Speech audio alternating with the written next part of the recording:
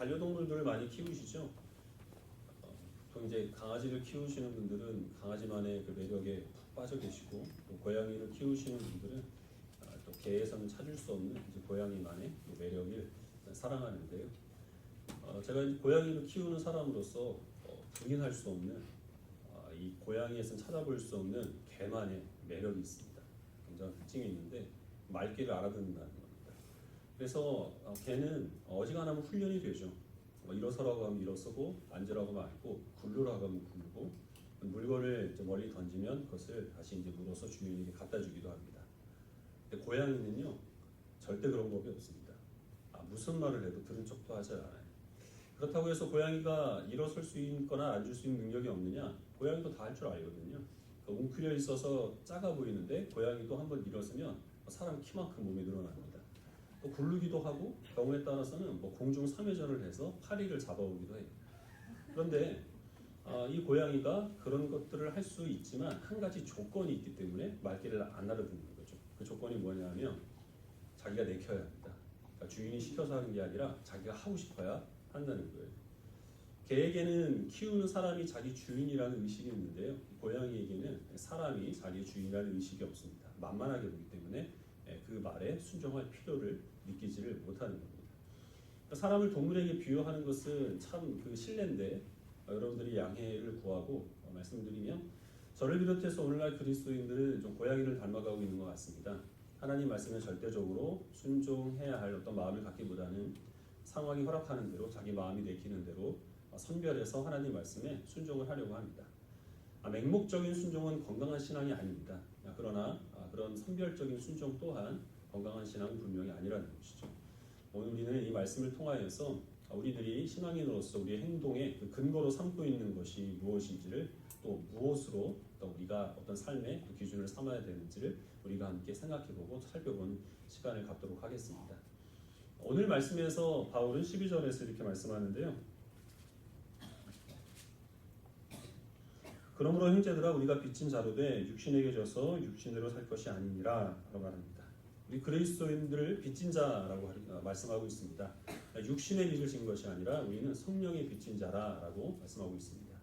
빚을 졌다는 것은 갚아야 될 의무가 있다는 것입니다. 우리 그리스도인들에게는 이 성령께서 우리들에게 지시하시는 대로 순종해야 될 책임과 의무가 있다, 이런 말씀입니다. 지금까지 바울이 이 성경을 통하여 증거한 것은 주로 하나님께서 일방적으로 우리를 위하여 행하신 일이었습니다. 우리를 택하시고 죄 많은 우리를 예수님의 십자가로 의롭다 칭해 주시고 우리를 하나님의 자녀 삼아 주시며 천국의 상속자로 삼아 주신 그런 일들을 바울이 증거했는데요. 이와 같은 일들을 우리가 통틀어서 하나님께서 우리를 의롭게 불러주셨다라는 의미의 칭의라고 부릅니다. 이 칭의는 우리의 의사나 의지에 관한 상관없이 전적인 하나님의 그 은혜로 말미암아 이루어진 일입니다. 근데 이제부터 바울이 설명하게 되는 것은 은혜로 의롭게 된 우리들이 감당해야 될 의무와 책임입니다. 궁극적으로 이런 것은 우리가 하나님의 자녀다운 그런 거룩함으로 나아가는 것이기 때문에 거룩하게 변화되는 것이다 라는 의미에서 성화라고 그렇게 우리는 부릅니다. 이 성화를 위하여서 사도 바울이 우리들에게 먼저 감당해야 될 책임으로 제시하는 것이 무엇이냐면 영으로서 몸의 행실을 죽이는 것이다 라고 말하고 있습니다. 영으로서 몸의 행실을 죽인다는 건 무슨 뜻일까요? 이 로마서에 나오는 그 용어들을 우리가 정확하게 정의를 하고 넘어가지 아니하면 이제 해석에 문제가 생기고 신앙생활에 있어서 또 많은 여러 가지 오해가 초래되기 때문에, 그래서 이제 이런 부분에 대해서 우리가 조금은 번거롭더라도 정확하게 살피고 넘어갈 필요가 있습니다. 영으로서 몸의 행실을 죽인다라는 이 말씀에 대해서 이제 두 가지 해석이 있습니다. 첫 번째 견해는 바울이 여기서 말하는 몸은 지금까지 바울이 말했던 그 육신과 같은 것이다 라고 그렇게 이해를 하는 겁니다. 이 헬라어 언어에서는 다른 단어를 씁니다. 육신과 몸은. 그렇지만 바울은 단순히 반복을 피하기 위하여서 다른 단어를 쓴 것뿐이지 의미는 동일하다는 것이죠. 바울이 지금까지 말했던 육신은 죄로 말미암아 타락한 인간의 본성을 뜻합니다. 거기서 비롯되는 또 많은 행위들인데요. 영으로서 몸의 행실을 죽인다는 말은 그렇기 때문에 성령께서 믿는 자의 심령 가운데 임재하시면 신자의 마음속에 있는 모든 죄악된 요소들, 탐욕이라든지 분노라든지 하나님께 대한 의심이라든지 그런 것들이 일순간에 사라지게 되기 때문에 그래서 죄를 범하려고 해도 범할 수가 없고 그리스도인이 성령 충만한 가운데서는 행하는 모든 일들과 생각하는 모든 것들이 다 하나님께서 보시기에 옳은 것이다. 그래서 그리스도인들이 거룩함을 위하여서 감당해야 될 의무가 무엇이냐면 성령의 임재가 충만하게 되게 임하도록, 그래서 내 마음속에 있는 모든 죄악들을 성령께서 마치 불로 태우듯이 다 사라지게 하시기를 기다려야 한다. 이렇게 주장하는 것이죠. 두 번째 견해는 지금 바울이 23절에서 말하고 있는 몸은 앞에 11절에서 말한 그 몸과 같이 인간의 육신을 의미한다 라고 이렇게 해석을 하는 겁니다. 그래서 이 해석에 의하면 영으로서 몸의 행실을 죽인다는 말은 성령께서 우리들에게 지시하시는 대로, 성령께서 우리들에게 가르치시는 대로 실제로 우리가 말과 행동을 삼가하는 것입니다. 하나님께서 원하지 아니하시면 절제하고 때로는 포기할 수 있는 것, 이런 그 구체적인 실천으로 옮기는 것을 영으로서 몸의 행실을 죽이는 것이다 라고 그렇게 해석을 하는 것이죠. 그렇게 이 본문을 이해하는 이유는 우리가 그리스도인이 된 이후에도 여전히 죄의 유혹에 시달릴 수밖에 없기 때문입니다. 그래서 우리들은 이 성령의 그 인도하심을 통하여서 죄의 유혹이 있을 때 그게 죄라는 것을 깨달아야 한다는 것이죠. 물론 그 죄를 우리가 거부하고 우리 그 행동을 절제하는 것은 굉장히 힘든 일이겠지만, 그러나 그것을 통하여 나와 내 이웃이 유익을 누릴 뿐만 아니라 하나님께서 영광을 받으시기 때문에 우리들은 그것을 바울이 지금 여기에서 묘사하고 있는 것처럼 내 몸을 죽이는 것 같은 그런 고통과 또 인내를 동반한다 하더라도 그래도 우리들은 우리 행실을 삼가고 절제해야 한다라는 것이죠. 성령께서는 우리들에게 무엇이 죄인지, 어떤 것이 하나님의 뜻인지를 가르쳐 주시고 하나님의 뜻에 순종했을 때 나타나는 여러 가지 유익에 대해서는 말씀해 주시지만, 그러나 우리의 행위를 강압적으로 성령께서 제재하시지는 않는다는 것이죠. 악한 말을 하려고 할 때에 성령께서 갑자기 우리의 입을 틀어막는 일은 일어나지 않습니다. 입을 다물고 선한 말을 억지로라도 끄집어내서 입 밖으로 내야 하는 것은 우리의 몫이라는 것이고요. 그리스도인이 된 이후에 예전에 믿기 전에 우리가 누렸던 많은 쾌락과 유흥들에 갑자기 그리워질 때가 있죠. 그래서 그곳으로 발걸음을 옮기려고 할 때 성령께서 우리의 발을 걸어서 넘어뜨리게 하는 일은 일어나지 않는다는 겁니다. 바늘로 허벅지를 찔러서라도 그런 옛날의 그 습성으로 돌아가려고 하는 그런 행실을 우리가 절제해야 한 그런 의무가 우리들에게 남아있고, 이런 것들을 성실하게 감당할 때 하나님께서 우리들에게 요구하시는 거룩함에 이를 수 있다라고 이 구절을 해석하는 것입니다. 어떤 것이 맞을까요?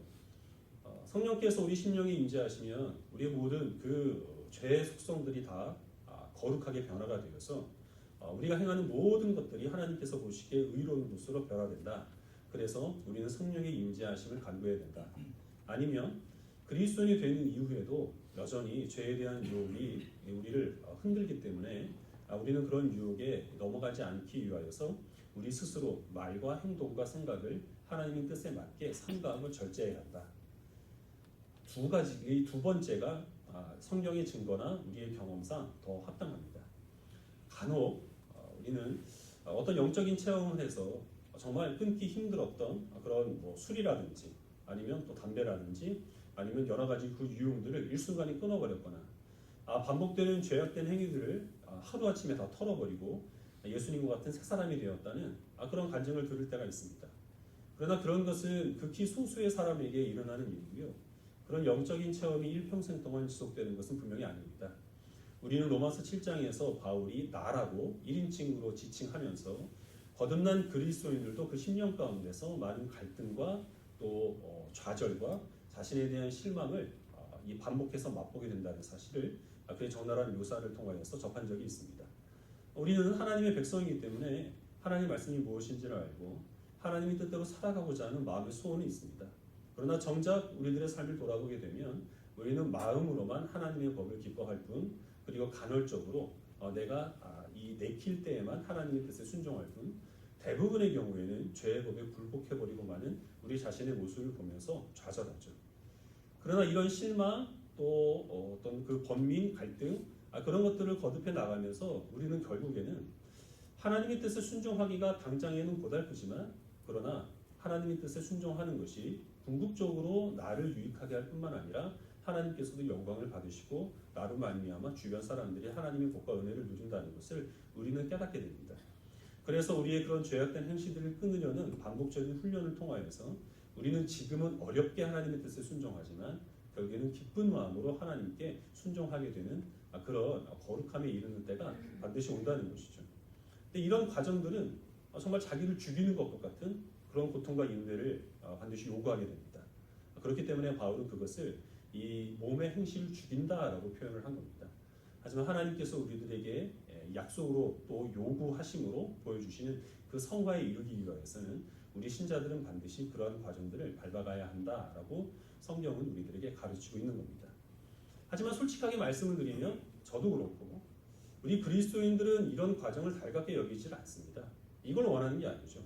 우리가 바라는 것은 예수님을 믿는 그 순간 아니면 어떤 영적인 체험을 해서 우리의 성품이 일순간에 변화되기를 우리는 바라는 그런 마음들이 있습니다. 특별히 노력하지 않아도 생각하고 말하는 것이 저절로 의롭고 하나님께서 보시기에 합당한 것이 되어서 그래서 우리가 죄를 범하려고 해도 범할 수가 없는 그런 존재로 일순간에 바뀌기를 바라는 그런 마음들이 우리는 다 있는 겁니다. 우리가 좋아하는 간증들은 음주 가무에 빠져 살던 사람이 어떻게 하나님의 은혜를 받아서 하루아침에 그 힘든 술을 끊고 이 담배 연기가 역겹게 갑자기 느껴져서 일순간에 담배를 끊게 되었는가, 어떤 그 범죄 행위를 일삼던 사람이 어떤 신령한 목사님을 만나서 예수님과 같이 변화되었는가, 이런 것을 우리는 더 좋아하죠. 그런 것에는 우리가 노력해서 얻은 실력보다는 타고난 재능을 더 매력적으로 여기는 그러한 성향이 영향을 끼치고 있는 겁니다. 그리고 이것이 신앙성 안에 반영이 되면 우리들은 날마다 우리의 삶 속에서 우리가 우리의 행실을 죽여야 하는 이런 영적인 훈련을 등한시합니다. 그것을 귀찮게 여기고 하나님께서 갑자기 나의 모든 성품들을 변화시켜 주셔서 그래서 내가 굳이 노력하지 않아도 하나님께서 원하시는 일을 저절로 행할 수 있는 그런 상태가 되어야만, 그래야만 하나님께 은혜를 받은 것으로 그렇게 생각하는 그런 오해를 범할 수가 있습니다. 그런 것들이 초래하는 결과가 무엇이냐 하면, 그래서 우리 그리스도인들은 이런 영적인 훈련을 감당하기를 꺼려한다는 것이죠. 인내함으로써 내 몸의 행실을 죽이는 이 훈련을 우리는 회피하려고 합니다. 그래서 그 결과 입술로는 내가 하나님께 구원을 받았다라고 그렇게 고백하는 신자들은 많지만 그의 삶을 통하여서 거룩한 하나님의 백성으로 거듭남을 증거하는 신자들은 드물게 된 겁니다. 신자답지 못한 신자가 너무나 많다는 것입니다. 우리 갈라디아서 5장 16절부터 18절 말씀을 같이 읽겠습니다. 신약성경 308페이지입니다. 갈라디아서 5장 16절부터 18절까지의 말씀을 같이 읽겠습니다.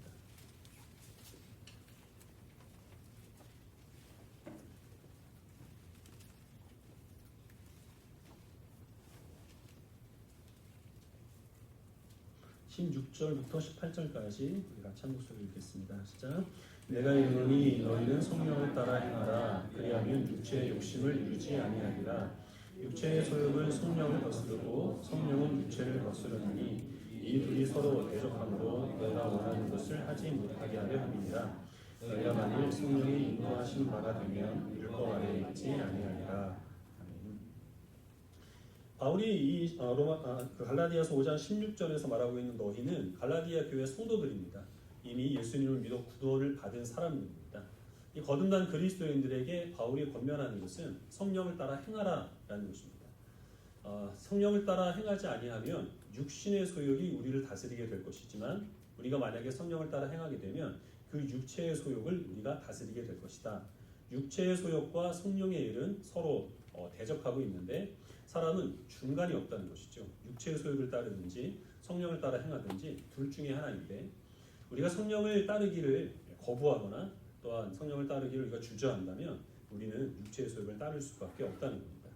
그러면 그 육체의 일이라고 하는 것이 무엇인지 계속해서 우리 이어지는 말씀을 읽도록 하겠습니다. 19절부터 21절까지 마저 읽겠습니다. 시작.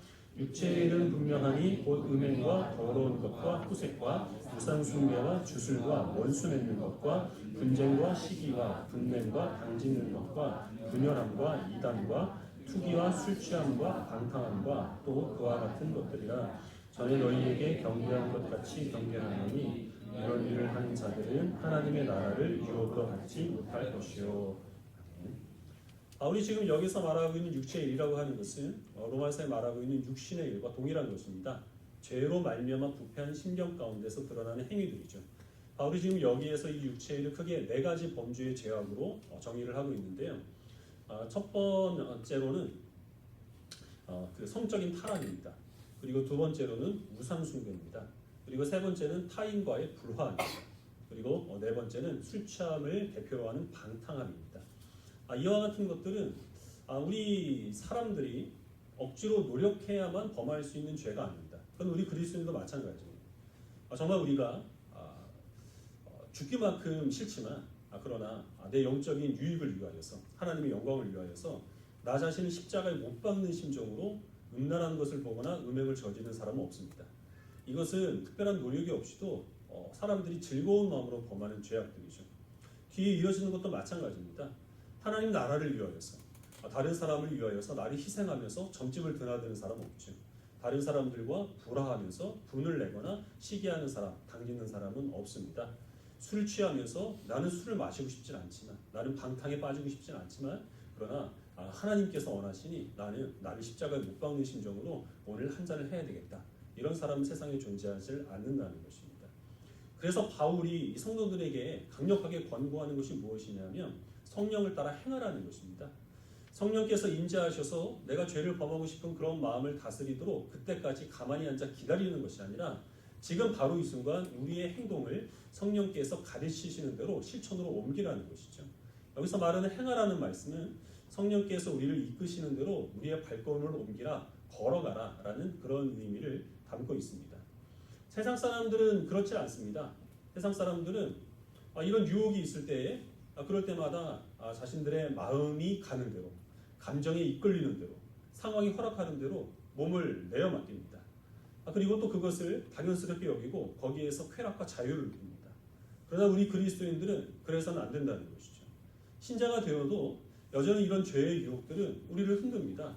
우리 그리스도인들도 음란한 것을 보거나 음행에 빠지고 싶은 그런 유혹을 느낄 때가 있습니다. 우리들도 많은 것을 갖고 있다 하더라도 내가 갖지 못한 것을 다른 사람이 갖고 있으면 갑자기 탐심이 생겨서 내 삶에 대한 불만족스러운 그런 마음으로 하나님께 원망을 할 때가 분명히 있다는 것입니다. 정말 이 어떤 하나님께서 실망할 것을 알고 다른 사람들이 곤란했을 것을 아는 그런 생각이 있고 말이 있고 행동이 있는데 그것을 지금 당장 하지 않으면 견딜 수 없는 그런 마음이 될 때도 분명히 우리들을 유혹하고 있습니다. 그럴 때 만약에 우리들이 우리의 감정대로 우리의 어떤 마음이 가는 대로 상황이 허락하는 대로 그렇게 우리 몸을 맡기게 되면 우리는 고양이와 같은 신자가 되는 것이죠. 주인 되신 예수 그리스도께서 성령을 통해 우리들에게 무엇을 말씀하시는 상관없이 우리는 내가 내키는 대로 살아가는 그런 신자가 될 수밖에 없다는 것입니다. 우리 그리스도인들은 성령의 인도하심에 따라야 합니다. 성령께서 우리들에게 하나님의 말씀을 기억나게 하시고 무엇이 죄인지를 알게 해주시면 우리는 그 죄를 미워해야 하는 것입니다. 비록 그 죄를 우리가 일순간에 끊어버리는 것이 너무나 고통스럽고 지금까지 익숙하게 해왔던 일들을 하나님께서 죄로 정하셔서 당황스럽게 여겨질 때가 있다 하더라도 그럼에도 불구하고 그 몸의 행실을 죽이는 고통은 잠시지만 그 이후에 주어지는 그 성령의 열매가 우리 삶 속에 있음을 기억하여서 그것을 우리가 바라봄으로 그 몸의 행실을 이길 수 있어야 한다는 것입니다. 우리 그 뒤에 계속 이어지는 22절부터 26절까지의 말씀을 같이 읽겠습니다. 시작. 오직 성령의 열매는 사랑과 희락과 화평과 오래 참음과 자비와 양선과 충성과 온유와 절제니 이와 같은 것을 금지할 법이 없느니라. 그리스도 예수의 사람들은 육체와 함께 그 정욕과 탐심을 십자가에 못 박으느니라. 만일 우리가 성령으로 살면 또한 성령으로 행할지니 헛된 영광을 구하여 서로 노엽게 하거나 서로 피하지 말지니라. 우리 그리스도인들은 예수님께서 내 죄를 위하여 십자가에 죽으셨다는 사실을 다 믿음으로 받아들이는 사람들입니다. 그때에 우리는 우리의 육체와 함께 우리의 모든 탐식과 정욕도 십자가에 못 박혔음을 기억을 해야 됩니다. 그래서 우리 육신의 그 소욕에 따라서 이런 탐심과 정욕이 우리를 흔들려고 할 때 우리는 거기에 대해서 이미 죽은 사람이라는 것을 기억하고 성령의 인도하심에 따라 살아가는 것이 그것이 이 성령으로 살아가는 그리스도인들에게 하나님께서 원하시는 바이고 이러한 것들이 훈련이 되고 또 이런 절제를 통하여서 하나님께서 우리들에게 주시는 성령의 열매가 우리를 신자답게 변화시키는 것입니다. 지금 바울이 여기서 성령의 열매로 우리들에게 제시하고 있는 것은 결국에는 예수 그리스도의 성품입니다.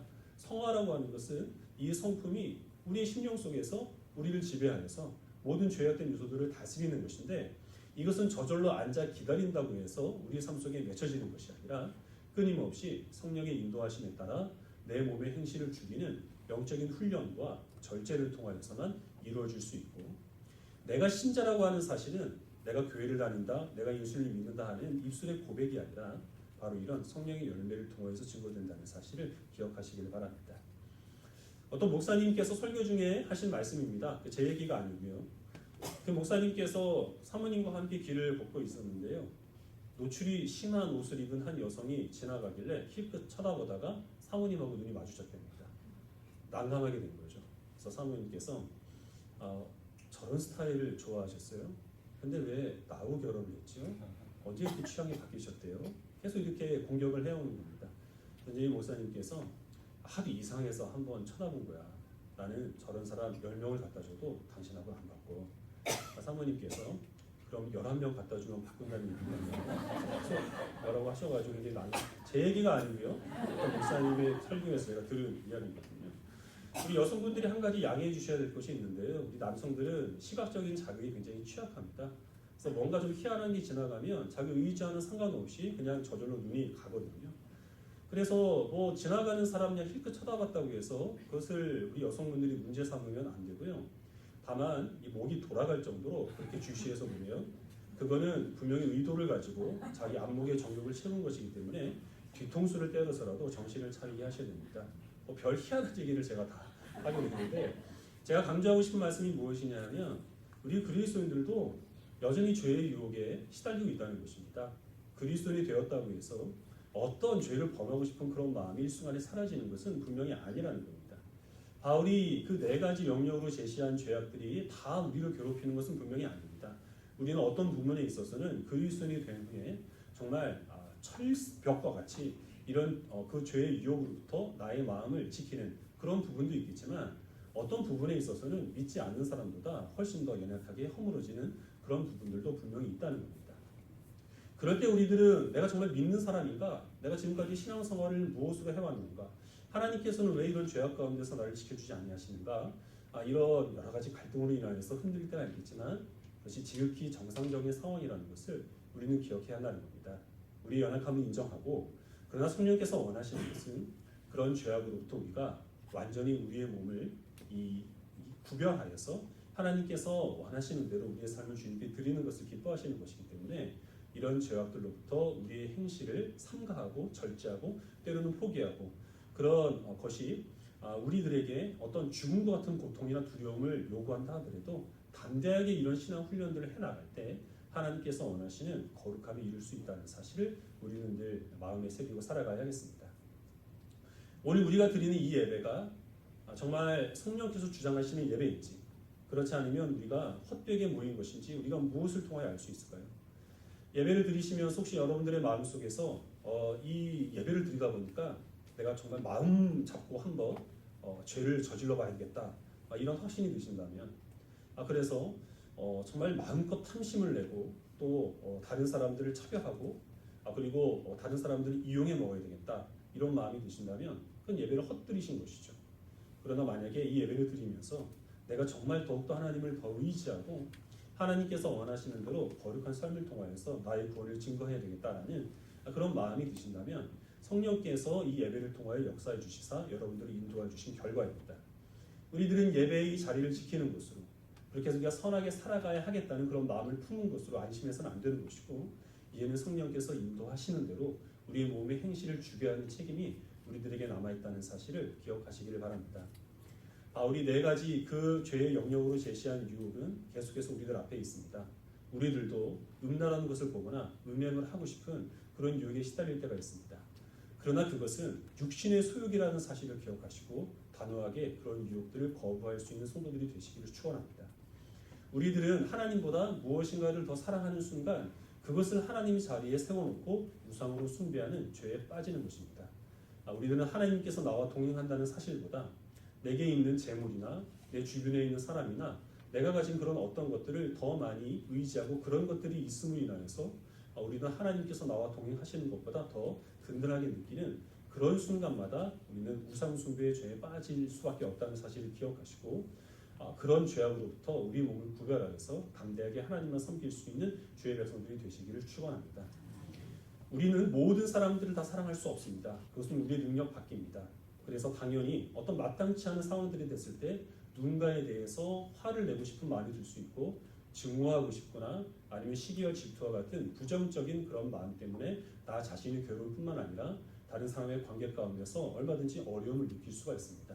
그럴 때가 있을 때에 죄인이었을 때 나를 사랑하신 그리스도의 사랑을 힘입어서 화목에 힘쓰는 성도들이 되시기를 축원합니다. 술과 담배 이런 것들이 우리를 하나님의 그 구원 곁에서 끊는 것은 분명히 아닙니다. 그러나 과도한 어떤 취미 생활이라든지 아니면 우리가 좋아하는 그런 것 때문에 내가 건강을 해치면서까지 아니면 주변 사람들을 힘들게 하면서까지 하나님의 영광을 가리면서까지 그런 방탕에 빠져 있다면 그것은 분명히 우리가 육신의 소욕에 지금 매여 있다는 증거이고 그것이 우리를 하나님의 그 자녀라는 사실을 부인하게 만드는 요소가 될 수 있다는 사실을 기억하시고 그런 어떤 그 습관적인 죄악으로부터 아니면 내가 하고 싶은 일로부터 우리 자신을 절제하고 포기하는 것이 정말 우리 자신이 십자가에 못 박는 그런 고통을 우리들에게 요구한다고 하더라도 그 후에 주어질 성령의 열매 가운데서 우리들에게 하나님께서 약속하여 주신 그 은혜가 더욱더 우리를 복되게 하고 더 영원토록 우리를 만족시켜 주실 것이라는 확신을 가지고 그런 모든 죄악된 현실들을 담대하게 끊음으로써 하나님의 자녀라는 사실을 드러내기 부족함이 없는 주의 백성들이 되시기를 주님의 이름으로 축원합니다. 기도하겠습니다.